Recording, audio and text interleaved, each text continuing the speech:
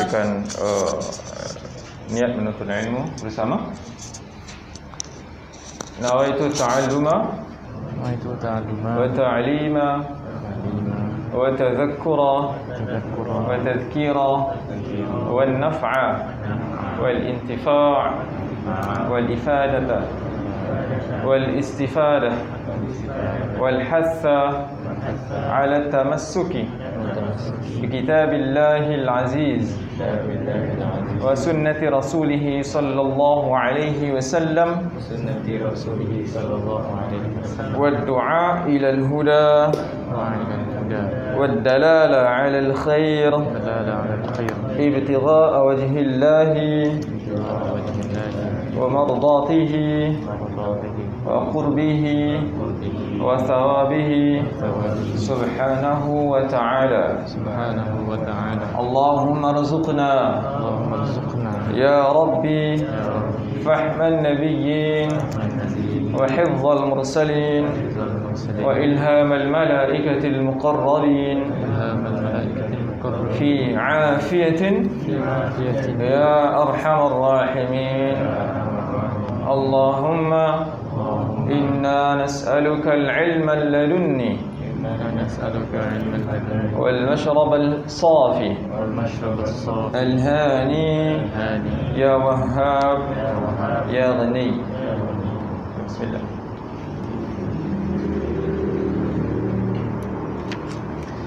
Bismillahirrahmanirrahim. Alhamdulillahi rabbil alamin wa bihi nasta'in ala umuri dunya waddin. Wassalatu wassalamu ala asyrafil anbiya wal mursalin sayyidina Muhammadin wa ala alihi wa sahbihi ajma'in. Qala al-musannif rahimahullahu ta'ala wa nafa'ana bihi wa bi'ulumihi fid dharain amin. Allahumma amin. Radhiyallahu ankum. Di muka surat 75, dilarang mendedahkan kekejian orang lain.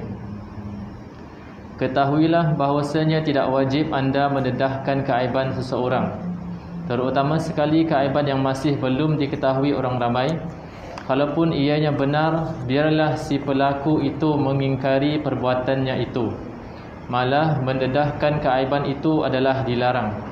Sebagaimana firman Allah Ta'ala pada a'udzubillahi minasyaitonirrajim, wala tajassasu, janganlah kamu mengintip-ngintip. Surah Al-Hujurat ayat 12. Sabda Rasulullah sallallahu alaihi wa alihi wasallam, man yatatabba' aurata akhihi yatatabbi' Allahu aurata. Bismillahirrahmanirrahim. Innal hamdalillah nahmaduhu wa nasta'inuhu wa nastaghfiruh wa na'udzu billahi min shururi anfusina wa min sayyiati a'malina. Man yahdihillahu fala mudilla lahu wa man yudlil fala hadiya lahu. Wa asyhadu an la ilaha illallah wahdahu la syarika lahu wa asyhadu anna sayyidana Muhammadan 'abduhu wa rasuluh. Rabbi shrah li sadri wa yassir li amri wahlul 'uqdatam min lisani yafqahu qawli. Alhamdulillah. Segala puji dan syukur kehadrat ilahi. Hari ini kita berkumpul sekali lagi untuk menyambung bacaan kitab taqwa, yang mana ianya dipetik daripada kalam ataupun kitab Habib Abdullah bin Ali Al-Haddad. Maka kalau minggu lalu kita telah mempelajari yang taqwa ni, amar ma'ruf dan nahi munkar ni ada bermacam-macam kita panggil alasan untuk orang nak melakukan ataupun tak nak melakukannya. Okay? Maka pada hari ini insya-Allah kita akan nyambung pada tajuk yang berbunyi mendedahkan kekejian orang lain. Larangan mendedahkan kekejian orang lain. Kata pengarang apa tadi? Ketahuilah bahawasanya tidak wajib anda mendedahkan keaiban orang, terutama sekali keaiban yang masih belum diketahui orang ramai. Jadi ini adalah satu tajuk yang agak relevan di apa waktu pun. Tak kira waktu apa pun. Okey. Lebih-lebih lagi waktu yang macam sekarang, kerana social media berleluasa. Okey. Jadi maksudnya waktu di mana social media belum ada lagi, sudah ada perangai ini. Jadi perangai ini bukan hanya dah ada daripada zaman Habib Abdullah bin Ali Al-Haddad, bahkan tetapi telah ada daripada zaman Al-Quran ini diturunkan, iaitu 1400 tahun dahulu, dan mungkin lebih lagi lama lagi. Jadi kerana kita tahu dalam Al-Quran ada ayat ini, wala tajassasu, wala tajassasu. Perkataan tajassasu, tahassasu, ini adalah perkataan yang pada asalnya perkataan ini diambil daripada tatajassasu, tatajassasa. Tajassasa ya tajassasu. Okey? Tatahassasu. Jadi dibuang satu tak untuk meringankan bacaannya. Jadi perkataan ini ataupun perkataan tajassasu ini disebut dalam Al-Quran baik, di hadis baik. Jadi Rasulullah sallallahu alaihi wasallam sebut ini, Allah Subhanahu wa taala sebut ini juga. Bagi menerangkan kepada kita tentang perangai yang perlu kita jaga. Okay? Kalau kita pergi masjid, kita ada adab-adab berada di dalam masjid. Kalau kita ada jiran, kita perlu menjaga adab-adab sebagai seorang jiran, tetangga, antara kita dengan dia, antara kita dengan harta benda dia, antara kita dengan keluarga dia dan sebagainya. Okay? Kalau kita pergi ke tempat kerja, ada adab-adab kita dengan majikan kita, dengan kawan-kawan bekerja dengan kita. Ini semua adalah adab sebagai seorang Islam. Kita ada adab. Bila adab itu yang kita jaga lebih daripada apa yang kita jaga, apa yang dipanggil work etiquette lah, apalah, ianya melebihi sebenarnya. Kalau kita lihat adab-adab yang ada diajarkan dalam Islam, ianya melebihi dan mencakupi segala-galanya ada ditulis ataupun disenaraikan dalam undang-undang kerja dan sebagainya. Begitu juga adab-adab sebagai seorang Islam dengan seorang Islam yang satu lagi. Okay? Jadi antara adab-adab orang beriman dengan orang-orang beriman yang lain. Apa dia? Kalau ayat ini dibacakan, ayat ini daripada surah Al-Hujurat. Ayat surah Al-Hujurat, surah ini pendek. Okay? Ayat daripada surah Al-Hujurat ayat nombor 12.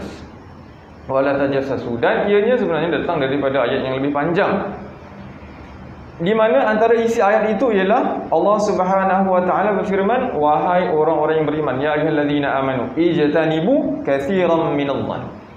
Jauhilah kalian, ijtanibu kalian, wahai orang-orang beriman, jauhilah kalian daripada banyak bersangka. Katsiran minadh-dhann. Sangka ni adalah satu perkara yang mana ianya dititik beratkan dalam agama kerana ianya boleh jadi berdosa. Inna ba'dadh-dhann ism. Kebanyakan masa ianya dosa. Jadi kalau dah kata zan tu dosa, maka kena hati-hati. Zan ni apa? Sangkaan. Sangkaan. Bila kita kata sangkaan ini, kita bukan maksudkan zan yang dalam kita belajar fikih. Itu orang belajar fikih, itu orang belajar tentang zan. Bila situasi di mana ada air atau tak ada air, tayamum, zan. Okey, kalau kita tahu dalam fikih, kita tahu bahagian pengetahuan tu dibagikan kepada 4. Ilm, zan, syak dengan waham. Ilm apabila antum ada 100% keyakinan tentang keadaan air. Contoh dalam bab air. Zan bila tidak ada mencukupi 100% mungkin pengetahuan antum tentang air ada atau tak ada kat tempat tu, turun sedikit 99.9 dan ke bawah. Lepas tu baru datang syak, baru datang waham. Waham tu kira macam tak rasalah ada air, agak-agak aja ada air. Macam itu. Ini dalam bab fiqh, bukan itu maksudnya kat sini. Okey. Tetapi zan di sini ialah sesuatu yang belum pasti. Sesuatu yang belum pasti dan tiada sebab kenapa kita perlu percaya, tetapi kita percaya juga. Kerana kan banyak sangat yang bercakap tentangnya. dan itu menyebabkan dosa. Ya, itu yang menyebabkan dosa. Okay? Jadi kata Allah Subhanahu wa taala, ijtanibu katsiran minadh-dhann inna ba'dadh-dhann ithm. Sebab kerana sesungguhnya sebahagian daripada zan ini, sangkaan ini berdosa, ada dosanya. Lalu baru Allah Subhanahu wa taala menyambung wala tajassasu. Wala tajassasu wala yaghtab ba'dukum ba'dha. Jangan kalian mengumpat antara kalian. Dia mengumpat dia, yang dia ni pula mengumpat pasal dia di belakang dia. Macam itu. Wala yaghtab ba'dukum ba'dha. Jangan saling mengumpat. Okey? Ayuhibbu ahadukum ayyakula lahma akhihi maitan fakarihtumu. Apakah engkau ni suka kalau salah satu daripada kalian ini memakan daging saudaranya satu lagi dan tentu sekali kalian tak suka. Fakarihtumuhu. Wattaqullah innallaha tawwabur rahim. Dan bertakwalah kepada Allah, sesungguhnya Allah itu Maha penerima taubat dan Maha menyayangi. Jadi inilah kita nak kata kat sini, la tatajassasu. Kalau orang Arab, kalau kita panggil lelaki ni dia menjalankan tugas espionage, spy, kita panggil dia jasus, the spy, jasus. Tajassasu makna dia cuba nak cari-cari aib orang. Ini namanya tajassasu wala tajassasu. Jangan mencari-cari aib orang, kesalahan orang, mengintip perkara tu tersembunyi. Ni biarpun benda tu adalah benda yang betul. Biarpun benda tu yang betul. Contohnya, kita tahu ada orang tu melakukan kemungkaran. Kemungkaran. Seseorang itu melakukan kemungkaran itu di dalam rumah dia sendiri. Okey? Sebagai seorang muslim, kepada muslim yang lagi satu, kita tidak dibenarkan untuk mencari-cari apa yang dilakukan, keharaman, kemungkaran yang dilakukan itu. Wala tatajassasu, la tajassasu, jangan cari-cari. Satu lagi perkataan yang selalu diiringkan dengan perkataan tajassasu ialah tahassasu. Tajassasu mencari, menyelongkar, mengintip kesalahan orang. Tahassasu mendengar-dengar, cari mengetahui. Tahassasu datang dari perkataan hawas al-khamsah, panca indera yang 5 ni. Jadi kita rasa, kita dengar, kita tak mencari tapi macam dengar-dengar gitulah. Itu pun tak boleh. Kerana dalam hadis Rasulullah sallallahu alaihi wasallam pula, Nabi kita bersabda iyyakum wadh-dhann. Iyyakum wadh-dhann. Iyyakum ni makna apa tu? Ihzaru, ataupun berhati-hati, berwaspadalah kalian daripada bersangka. Lalu baru Rasulullah sallallahu alaihi wasallam mengatakan fa inna-dhann akdzabul hadis. Sesungguhnya sangkaan itu adalah sebohong-bohong percakapan. Sebohong-bohong percakapan. Okey? Jadi maknanya kalau orang boleh bercakap, dia boleh berbohong. Tetapi kalau zan, lebih bohong daripada percakapan. Itu maksudnya itu maksudnya akdzabul hadis, paling lebih membohong daripada bercakap. Okey? Lalu dalam hadis yang ini Rasulullah sallallahu alaihi wasallam mengatakan wala tahassasu wala tajassasu wala tanajasu wala tahasadu wala tabaghadu, dan seterusnya. Hadis ini panjang. Okey? Dalam hadis inilah Rasulullah sallallahu alaihi wasallam mengatakan wa kunu ibadallahi ikhwana. Jadilah hamba Allah ni saling saudara bersaudara, kawan-kawan, saudara, ukhuwah, jaga ukhuwah. Kerana sahabat ni di zaman Rasulullah sallallahu alaihi wasallam, mereka kalau hidup antara satu sama lain, mereka saling sayang menyayangi. Mereka Islam sama Islam, sayang menyayangi, menjaga hak masing-masing, memelihara, bersenyum-senyum antara satu sama lain. Walhasil tidak ada namanya rasa hasad antara satu sama lain. Wala tahasadu kan? La tahasadu. Kenapa Allah Subhanahu wa taala mengatakan la tajassasu di sini? Jangan kita mengintip-intip perkara ni, mengintip kesalahan orang. Dalam kitab Nuzhatul Muttaqin daripada syarah daripada Riyadhus Salihin, ulama ataupun penulis kitab itu ada mengatakan agar ianya tidak menjadi sesuatu yang biasa jadi kesedapan. Maksudnya jadi israr, nak berterusan nak buat benda tu. Lepas tu dah jadi kebiasaan, dah jadi keselesaan, lepas tu jadi satu ikutan pula kat orang. Jangan buat benda macam tu. Kalau kita nak buat benda, biar benda tu baik. Bila ia dijadikan ikutan, sekurang-kurangnya kita dapat pahala. Kalau benda tu tak baik, lalu orang pun kita buat benda tu dan kita jadi kesedapan nak buat benda tu, dah lah tak baik. Lalu bila orang ni yang jenis tengok kita, dia pun ikut sama-sama serta menyertai apa yang kita lakukan, dia pun ikut benda yang macam tu. Punca dia dari siapa? Puncanya datang daripada kita. Maka apakah kita ni menyebabkan dia melakukan pekerjaan yang sama dengan kita lakukan? Iya. Jadi apa yang dia lakukan, kita dapat dosa tak? Kita dapat dosa. Okey? Dalam pelajaran minggu lalu ataupun minggu-minggu lalu, kita faham dalam muka surat 60. Kan? Dalam muka surat 60, tengok balik hadis tu.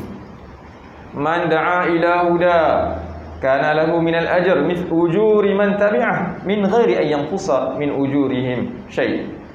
Wa man da'a ila dhalalah kana alaihi minal ithmi mislu atham min ghair an yanqusa min athamihim syai'. Siapa yang seru kepada kebaikan, dia dapat pahala. Dan juga pahala orang yang mana ikut apa yang dia seru.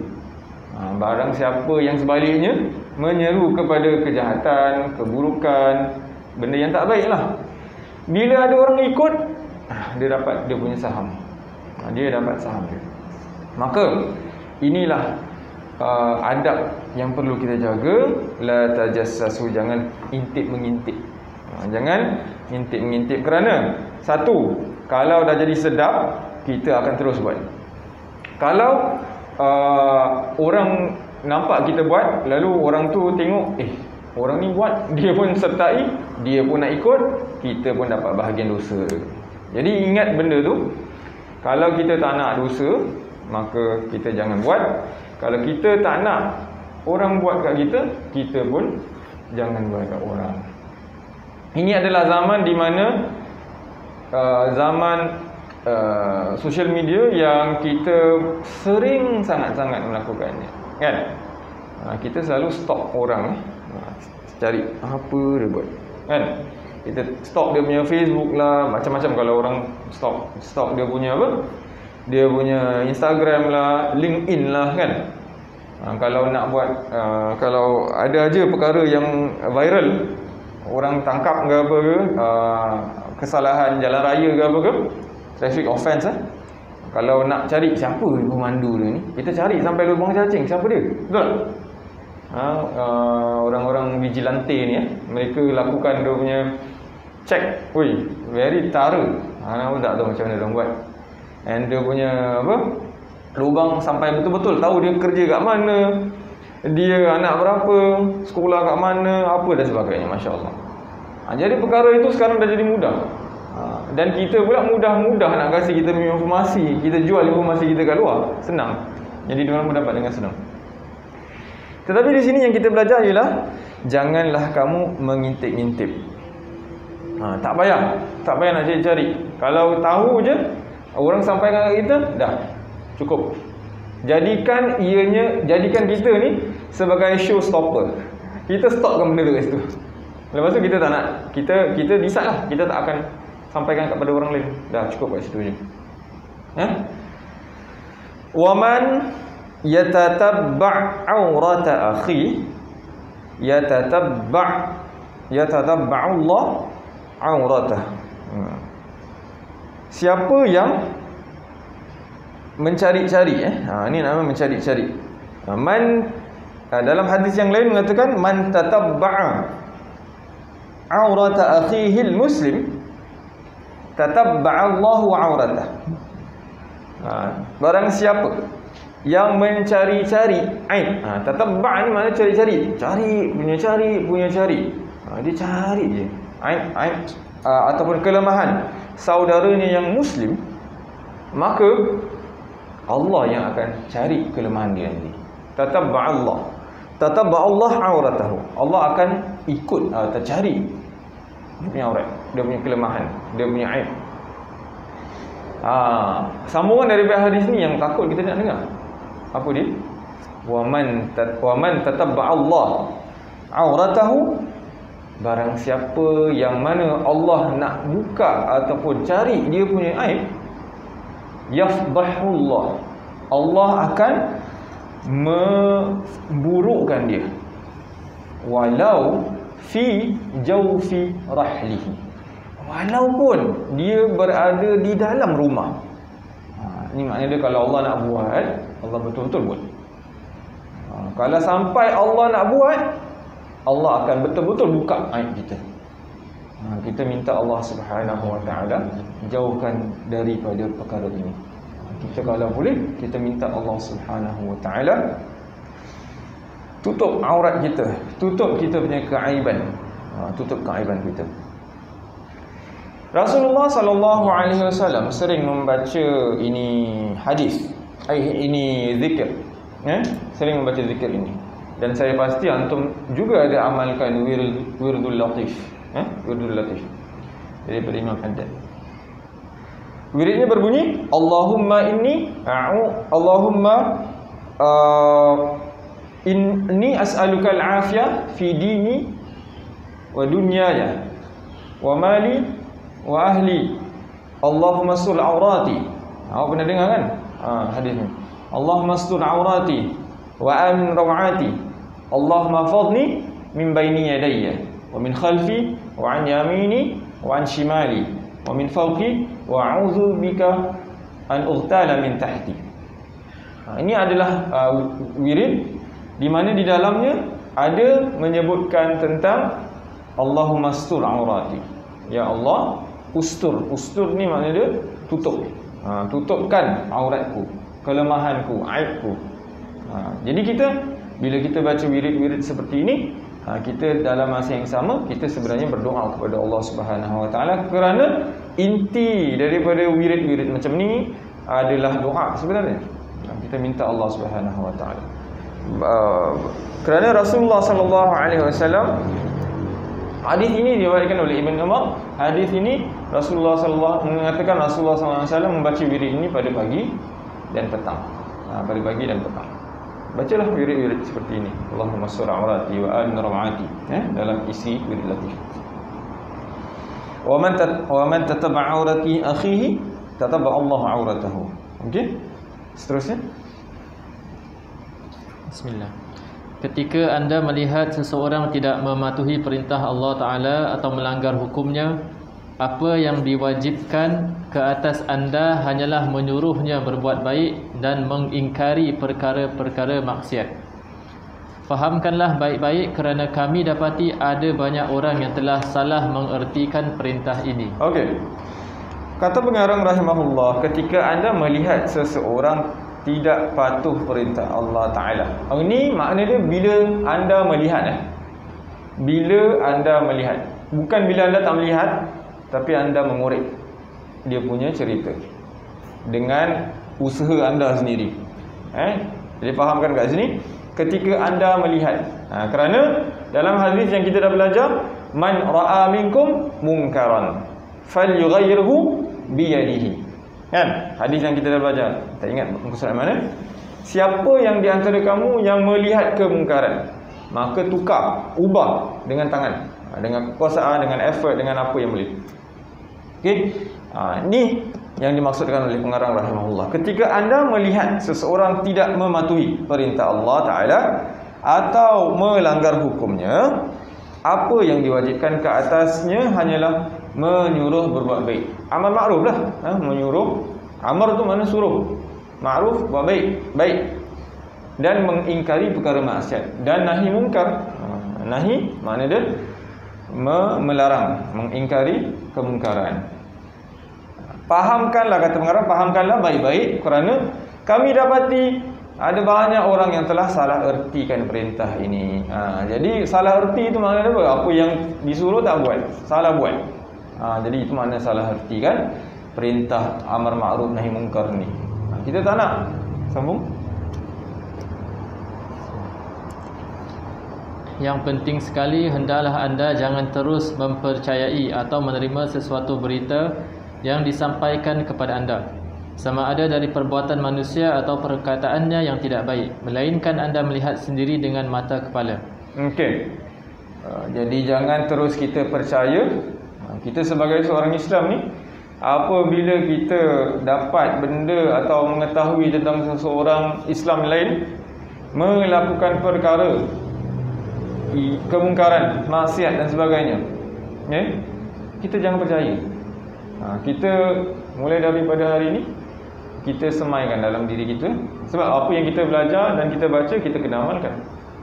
Kalau kita tak amalkan, kita sia-sia kita kalau kita duduk kat sini, kerana kita mendengarkan sahaja. Jadi kita amalkan. Cuba daripada hari ini kita berazam. Apabila kita mendengar sesuatu kemungkaran yang dilakukan oleh seorang Islam yang lain, seorang Islam yang lain ni boleh jadi siapa-siapa lah, yang penting dia orang Islam. Kita tahu kita dengar dia diperkatakan melakukan kemungkaran. Okey? Kita buat tak percaya je. Kita buat tak tahu, kita tak perlu nak ambil tahu. Sebab kita tak dengar, kita tak nampak, kita dengar. Mempercayai, jangan terus mempercayai atau menerima satu berita yang disampaikan kepada anda, sama ada dari perbuatan manusia atau perkataannya yang tidak baik, melainkan anda lihat sendiri dengan mata kepala. Terus. Melainkan orang yang memberitakan perkara itu adalah seorang mukmin yang soleh, dan anda yakin kebenaran kata-katanya. Ini disebabkan bersangka baik terhadap kaum muslimin adalah suatu perkara yang wajib. Jadi kalau melainkan perkara tersebut disampaikan oleh seorang muslim yang siqah lah, yang boleh dipercayai, siqah. Ini adalah apabila perkara tersebut akan affect diri kita. Okay? Perkara tersebut akan mengakibatkan apa-apa sesuatu yang terjadi pada diri kita, kita boleh percaya. Kita boleh percaya. Tapi kalau tidak, kenapa perlu kita nak percaya? Setakat dapat informasi tersebut, apa faedah yang kita dapat pun. Okay? Kata pengarang, ini disebabkan bersangka baik terhadap kaum muslimin adalah suatu perkara yang wajib. Sangka baik, kita kena bersangka baik. Bersangka baik ni adalah satu perkara yang susah buat sebenarnya. Sangka baik ni susah. Tapi kalau orang itu boleh melatih diri dia untuk bersangka baik perlahan-lahan, perlahan-lahan, harus dimulakan dengan benda yang kecil-kecil dahulu, lalu perlahan-lahan kita bersangka baik. Kerana ni kita ni senang nak bersangka baik kepada orang yang bukan Islam ni, masalah dia. Kita ni senang nak bersangka baik bukan kepada orang yang bukan Islam lebih daripada bersangka baik dengan sesama Islam. Jadi bila kita dapat melakukan perkara bersangka baik ini, kita anggaplah kalau kita boleh melakukan bersangka baik kepada orang yang bukan Islam, orang Islam apatah lagi, mimbabil aula kita kena melakukan perkara ini, akhlak ini, kerana ini adalah menunjukkan adab kita kepada seorang Islam yang lain. Kerana juga menepati apa yang Rasulullah SAW tadi katakan, wa kunu ibadallahi ikhwana, jadilah kalian dengan antara orang Islam dengan satu orang Islam yang satu lagi macam adik-beradik, macam ikhwan, saudara. Kena jadi macam saudara. Al-mu'min al-muslim akhul muslim. Seorang Islam itu bersaudara dengan seorang Islam yang satu lagi. Kalau saudara ni mana adik-beradik ya. Kalau adik-beradik, macam mana adik kita melakukan kejahatan ke apa ke ni contoh. Kita tetap akan cakap, taklah dia buat benda ni bukan pasal tu. Pasal kita nak explain kat orang luar kan. Dia bukan maksud dia macam tu, dia maksud dia macam ni. Bersangka baik seboleh mungkin. Betul tak? Macam itulah maksudnya. Bila kita boleh melakukan perkara tersebut dengan orang Islam yang satu lagi, itulah kita telah merealisasi apa yang Rasulullah SAW katakan. Okey, seterusnya. Tetapi kini terlalu banyak pula orang menjaga tepi kain orang lain, suka mendedahkan kekurangan orang, suka fudul, suka mengambil tahu tentang hal ehwal orang, seraya memandang ringan sahaja terhadap perkara-perkara ini. Okey. Jadi perkara fudul ni makna kepo tu. Bahasa Arab fudul. Fa, dad, waw, lam. Fuduli. Okey. Kalau nak positifkan perkataan ni, makna dia curious lah. Curious. Seseorang tu dia macam curious lah. Perkara ni, apa benda ni, ambil tahu. Tetapi ni ambil tahu ni lebih kepada nak ambil tahu keburukan, bukan nak ambil tahu tentang ilmu. Kalau nak belajar pasal kenapa hukum dia macam ni, nak ambil tahu, duduk belajar, tu tak apa kan. Tu dalam bab hirs, tamakkan ilmu, tamakkan pengetahuan, ilmu pengetahuan. Tetapi ini fudul, menjaga tepi kain orang. Fudul. Tetapi kata pengarang, kini terlalu banyak orang jaga tepi kain orang lain, suka dedahkan kekurangan orang lain. Dan yang paling teruk sekali, dia pandang perkara ini ringan. Padahal tak ringan tau. Dia anggap benda ni ringan. Dia anggap ringan tu maksudnya macam tak ada apa-apa kan. Biasa je ambil tahu pasal orang. Sampai dia rasa benda ni tak ada apa-apa, itu dah bahayalah. Maksudnya apa? Dia dah menganggap ringan benda-benda macam ni, di mana Allah Subhanahu Wa Taala larang, la tajassasu. Kalau larang tu makna dah jadi macam dah macam wajib untuk kita lakukan. Jangan buat. Rasulullah pun cakap la tajassasu, jangan buat. Jadi kita nak buat juga. Bahaya tu kat situ. Kalau kita anggap benda ni ringan, maknanya kita dah meringan-ringankan hukum Allah Subhanahu Wa Taala. Tak naklah kita menjadi orang-orang seperti itu. Seterusnya, mereka tiada mengindahkan tegahan dalam masalah ini. Malah apabila menyampaikan sesuatu berita, mereka tiada bersifat amanah. Mereka itu juga sering menyeleweng dan berlaku tidak jelas terhadap Allah Subhanahu Wa Taala. Manakala orang yang tercela pula adalah orang yang sering membantah dan menuding jari dan menuruti kemahuan mereka, walaupun ia seorang hamba yang soleh. Okey, kita lihat. Kalau orang yang lakukan perkara yang seperti tadi, dia dah biasa menjaga tepi kain orang, mencari-cari keaiban orang, mencari-cari kesalahan orang, lalu dedahkan ke orang lain. Dia ni lama kelamaan dia tak indahkan tegahan, tak indahkan masalah ni. Apa akan berlaku? Dah datang pula satu lagi penyakit, iaitu sampaikan berita-berita. Sampaikan berita-berita, dan bila dia sampaikan, dia masukkan, dia tambah-tambah lagi cerita-cerita untuk menjadikan perkara itu sensasi. Tak sifat amanah gitu maksudnya. Jadi amanah tak ada. Jadi orang-orang seperti ini kita kena hati-hati. Kita kena hati-hati sangat-sangat. Ini adalah sifat-sifat munafik tuan-tuan dan puan-puan rahmati Allah. Adalah sifat munafik. Jadi kita perlu tahu. Dan apabila kita tahu apakah mungkin kita sendiri ada sifat-sifat seperti ini, kita cuba improve hari kita, hari demi hari kita improvekan diri kita agar janganlah kita bawa lagi sifat-sifat ini pada esok hari. Mereka itu sering menyeleweng dan berlaku tidak jelas terhadap Allah. sering menyeleweng, berlaku tidak jelas. Banyak melakukan mukhalafat lah maksudnya.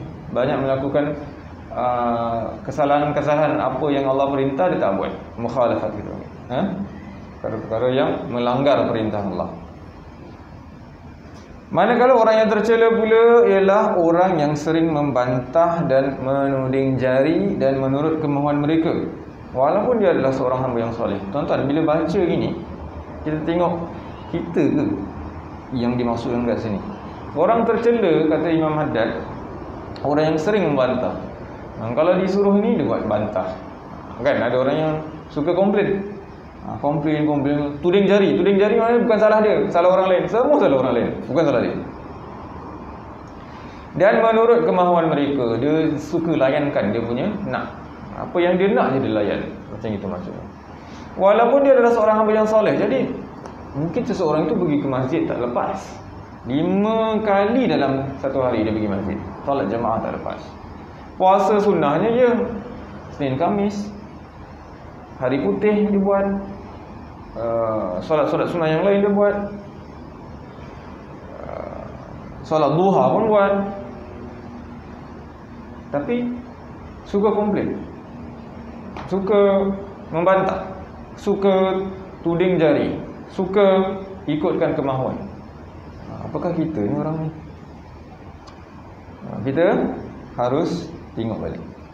Seterusnya, nyatalah bahawa mereka itu suka memuji orang-orang yang tidak patut menerima pujian. Tiada lain melainkan kerana orang-orang itu bersetuju dengan sikap dan perjalanan mereka yang tidak jelas itu, serta bersedia berdiam diri atas kesalahan-kesalahan yang dilakukannya. Okey, kita lihat orang yang tercela ni, dia ni apa? Moga-moga Allah Subhanahu Wa Taala jauhkan kita daripada sikap ni. Mereka itu suka puji-puji orang yang tak patut terima pujian. Kita tahu dah, orang ni memang tak patut kerana kemungkaran yang dia lakukan. Tetapi ada sebahagian kumpulan manusia suka pula nak puji orang-orang macam ni. Suka nak puji-puji orang macam ni. Tiada lain melainkan kerana orang itu bersetuju. Maknanya dia, kalau dia puji, dia setuju dengan sikap ataupun perjalanan orang yang dia puji tadi tu, walaupun tak jelas, walaupun tak betul. Maknanya dia ni juga, dia ni suka berdiam diri. Dia diam je. Banyak maksiat yang orang yang dipuji itu lakukan, dia diam je. Jadi maknanya dia ni orang yang jadi macam ni boleh dikatakan yang dicela, yang dicela. Jangan sampai-sampai kita ni menjadikan ataupun memuji-muji orang yang tak patut dipuji. Apatah lagi orang tersebut terkenal dengan kelakuan-kelakuan yang tidak baik, kemungkaran-kemungkaran, kemaksiatan-kemaksiatan, kita puji pula. Tak boleh macam tu. Sebaliknya, mereka mencela pula orang-orang yang sering membantah kelakuan mereka yang tidak jelas itu, dan kurang senang terhadap nasihat-nasihat mengenai urusan agama yang disampaikan kepada mereka. Ini berlaku pada zaman Imam Al-Haddad, berlaku pada zaman sekarang juga. Orang-orang yang jadi semacam ni, mereka ni cela pula. Dia tadi puji salah orang, dia sekarang cela pun salah orang. Orang-orang ni dia cela orang-orang yang sering membantah kelakuan mereka yang tak jelas. Membantah, maknanya dia mungkin orang yang suka menasihati tentang urusan agama, orang yang suka tegur-tegur mereka dalam sudut ini, sudut itu, mereka malah mencela kumpulan yang buat macam ni. Jadi ini adalah sikap-sikap yang perlu kita jauhi daripada pesanan Imam Haddad ini. Demikian seterusnya. Demikian keadaan kebanyakan manusia pada zaman ini, kecuali orang-orang yang dipelihara Allah dari musibah ini. Berwaspadalah, wahai saudara-saudara sekalian, hendaklah anda berjaga-jaga dengan berhati-hati serta memandang berat terhadap perkara-perkara yang serupa ini. Sesungguhnya zaman kita ini dikelilingi oleh fitnah sehingga ramai orang yang terpesong dari jalan yang benar, kecuali orang-orang yang telah mendapat perlindungan Allah Ta'ala dan bilangan mereka itu amat sedikit sekali. Jadi kita lihat kebanyakan manusia pada zaman ini, kata Imam Al-Haddad, ada berperangai seperti yang telah kita sebutkan. Perangai dia sama. Yang ada zaman dahulu, yang ada zaman sekarang, dia berputar sama lagi. Datang lagi orang yang macam tu, sama juga. Orang yang buat maksiat dia puji, orang yang tegur orang yang buat maksiat tu malah dicela. Sekarang lah zamannya kita boleh nampak, kan? Zamannya dah boleh nampak dah. Banyak isu-isu yang diketengahkan. Apabila kita menegur, malah yang menegur tu yang disalahkan. Kononnya atas nama hak asasi manusia, hak kebebasan bersuara, hak wanita, hak lelaki, hak binatang dan sebagainya. Animal rights lah, ya. Jadi bersuaranya kita salah. Itu adalah zaman yang begitu mencabar. Begitu mencabar. Jadi nak tegur ke tak nak tegur ni sekarang ni masalah dia. Kita nak tegur ke tak? Atau nak diam ke? Takut kena bash balik kalau kita tegur. Okay? Kita tegur atas kemampuan. Kita merubah atas kemampuan yang kita ada. Tapi kita kena sedar, tuan-tuan dan puan-puan, kemampuan ada mungkin, kekuatan yang tak ada.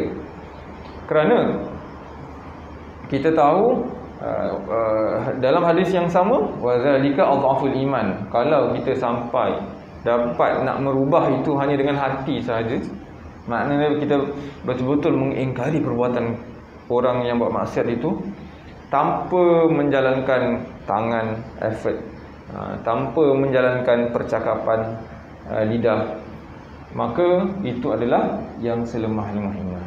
Jadi ianya perlu kita tahu, kalau kita nak jadi orang yang beriman yang kuat imannya, ataupun orang yang beriman yang lemah. Kerana kita tahu bila kita melakukan perkara tersebut, kemungkinan besar kerja kita terjejas, keluarga kita terjejas, harta benda kita terjejas, jiwa raga kita juga terjejas. Jadi di situlah kita kena pandai mengimbang dia punya risiko yang mungkin bakal kita hadapi. Wahai saudara-saudara sekalian, kata pengarang, hendaklah anda berjaga-jaga dengan berhati-hati serta memandang berat terhadap perkara-perkara yang serupa ini. Sesungguhnya zaman kita ini dikelilingi fitnah sehingga ramai orang yang terpesong dari jalan yang benar, kecuali orang-orang yang mendapat perlindungan dari Allah Ta'ala, dan bilangan mereka itu sedikit. Biarpun bilangan mereka itu sedikit, mereka yang dapat perlindungan daripada Allah, dan kita minta Allah Subhanahu Wa Ta'ala menggolongkan kita dalam golongan orang-orang yang dapat perlindungan Allah Subhanahu Wa Ta'ala ini. Tuan-tuan, sebelum saya akhiri, ada lagi satu surah daripada surah Al-Ahzab yang berkaitan dengan ayat ataupun perkara yang kita bincangkan. Kata Allah Subhanahu Wa Ta'ala dalam surah Al-Ahzab ayat ke-58, walladzina yu'zunal mu'minina wal mu'minat bighairi ma iktasabu faqad ihtamalu buhtanan wa ithman mubina. Ini bersesuaian dengan apa yang kita belajar. Kata Allah, barang siapa yang yu'zu, iza ni makna dia menyakiti. Barang siapa yang menyakiti orang-orang yang beriman dari kalangan orang lelaki, daripada kalangan orang perempuan, mereka ni beriman, bighairi maktasabu, dengan perkara apa yang orang tak buat. Maknanya dia apa? Menuduh, maksudnya kita meletakkan perbuatan-perbuatan yang tadi. Macam tadi kita cakap, kita tajassasu, cari-cari aib.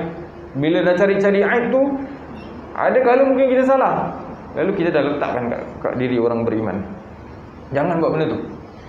maka faqad ihtamalu buhtanan wa ithman mubina, maka orang yang melakukan perkara itu dia dah menanggung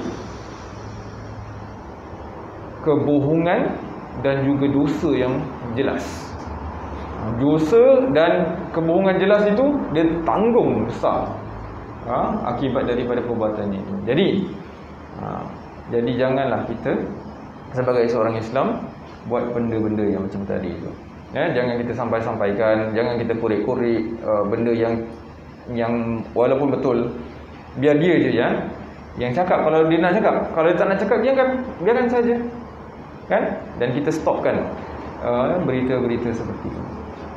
Semoga apa yang disampaikan ni adalah sebuah peringatan penting buat diri yang bercakap dan juga bagi yang hadir pada hari ini, insya-Allah.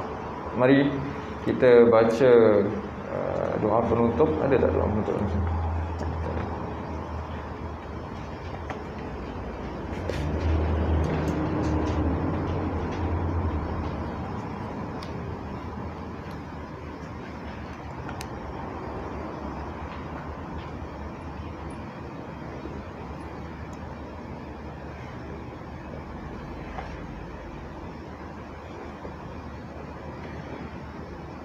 Bismillahirrahmanirrahim.